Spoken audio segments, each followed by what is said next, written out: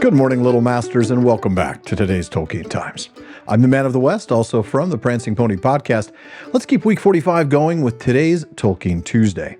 Now, we're back in the revised and expanded letters this entire series.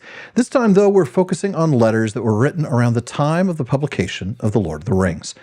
Now, last time, we wrapped up with letter 158a as Tolkien apologized to Rayner Unwin for the delay in submitting material for The Lord of the Rings appendices, explaining that he has had more than any one person could cope with in that year, that would be 1954, and that he was completely exhausted.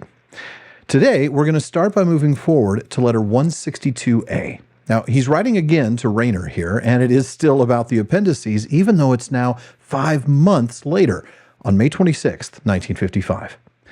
I am sorry that I have held up things so long, but glad that you approve of the appendices, though I still do not feel very happy about them. We shall see. Now, knowing Tolkien and, having read all the things that we read in the history of Middle-earth, I'm not sure whether he'd ever have been genuinely happy about the appendices until they were almost as long as The Lord of the Rings itself, but I'm sure glad that we have them. He also calls out an impressive proofread. The misprints of words are very few, and their proofreader even corrects points of Númenórean chronology when I make slips. Now, that is impressive indeed. However, Tolkien does express concern that his travel timeline that summer is going to make getting page proofs approved a bit of a challenge. He says that he's going to be traveling from June 6th to 13th, and again from July 30th to August 13th. Now, he's not so much worried about the second time window, at least not as the time of writing this letter, as he's thinking that everything is going to be done before then. But the first one could be a concern. Instead, he explains to Rayner, "To prevent a collapse, I am just secretly disappearing without a word to anyone, but now to you, and I can furnish an address for proofs or other matters concerned with The Lord of the Rings, if necessary." Everybody needs to get away, especially when those deadlines are pressing down. But it does seem that the publisher didn't move quite as quickly as Tolkien had hoped, as we learn from reading the next new letter, which is 165a, written on July 5th. Tolkien says that the proofs have arrived safely, but that he didn't receive them until 3 days earlier. Now, that would be Saturday, July 2nd. Now he has very little time and says this is putting on rather a pressure. There are 103 pages of closely printed matter and many references to check. Now, he does mention some of the issues, like, for example, he needs a copy of the updated volume itself, the entirety of The Return of the King, and not the appendices, in order to correct footnote references that are in the appendices.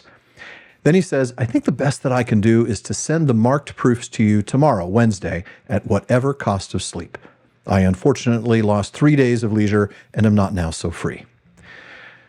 Unfortunately, this would continue. As he writes in 166, which is in the original edition of the book, I am still puzzled and dissatisfied with the procedure. At any rate, it makes my part much more laborious and greatly increases the chances of errors and discrepancies still appearing in the published volume. Now, we'll see this in letter 165b as well, but we're going to move on a bit. There's an interesting tidbit in letter 166a to Rayner later at the end of July. You might remember him telling Rayner that he was going to be traveling from the end of July into mid-August. Well, here we get some interesting details about that trip. Tolkien writes, I leave the North Kingdom for a rapid excursion to Gondor on Saturday morning, but shall I hope be back by August 16th. I do not suppose anything urgent enough will occur in the meantime to need a message, but I shall be from August 7th to 14th in Assisi. Is it interesting that Tolkien went to Assisi in Italy for vacation? Well, sure. But what's interesting here is the analogies to places in Middle-earth. He's leaving the North Kingdom, i.e. Arnor, and going to Gondor. So, England is the North Kingdom, and Italy is Gondor. Now, of course, in terms of degrees of latitude, we know that's actually quite accurate with what he had in mind for the maps. Now, he did hear from Allen and Unwin while he was in Assisi, because he writes back to W.N. Beard on August 11th, saying, Mr. Rayner, in his letter of 9th of August, which reached me this morning, miracolo in a land of very irregular posts, and that, by the way, is just Italian for a miracle. He asks Tolkien to reply to Mr. Beard, and Tolkien writes, I cannot, I am afraid, answer the questions sufficiently firmly away here. I feared all along that there would be difficulties if I did not have a proof of the final text. I shall be back in Oxford, all being well, on Sunday evening, and will telephone you on Monday morning. And yes, he was, but his holiday was not, I'm sorry to say, refreshing. I know I've said something similar after returning from a trip. I need a vacation from my vacation. And we read about this in the last letter that we'll cover today, 168A to Catherine Farrer, dated September 8th. He writes, I really do feel desperately tired. My brief holiday or excursion to Italy served rather to bring that out than to relieve it, and I have let the days slip since returning. I think that I do not want to write or read or even think, so far as I ever engage in that process, for quite a long time again, and need manual work. I actually have enjoyed some furniture shifting and cleaning. I understand that a little, I think. Just the need to do something embodied, something physical after a long stretch of writing episodes for this show and for the Prancing Pony podcast. Now, I get it. It's not the same thing. It's not even remotely the same thing as writing The Lord of the Rings, but I can certainly understand his need to just put his brain in neutral and work with his hands and body for a while. Tolkien also mentions an upcoming lecture in this letter, one that he needs to prepare, and it's a lecture on English and Welsh. It would end up being delivered in Oxford in October, later that year. And because it's on English and Welsh, it leads him to mention the following.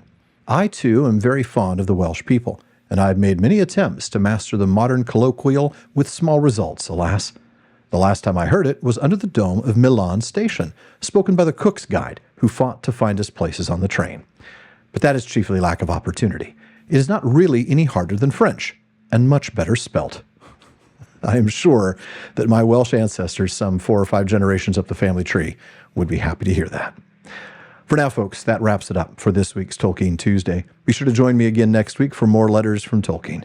In the meantime, please visit patreon.com/TolkienTimes to learn how you can join the Content Council and be a part of deciding what I talk about next series. You can also support the show, get an ad-free feed, and a bonus episode every single week. And then join me again tomorrow on today's Tolkien Times for Word Nerd Wednesday. If you're watching this on YouTube, please like and subscribe. Please follow or subscribe in your podcast apps and follow @Tolkien Times on social media. Finally, as Faramir says, go with the goodwill of all good men.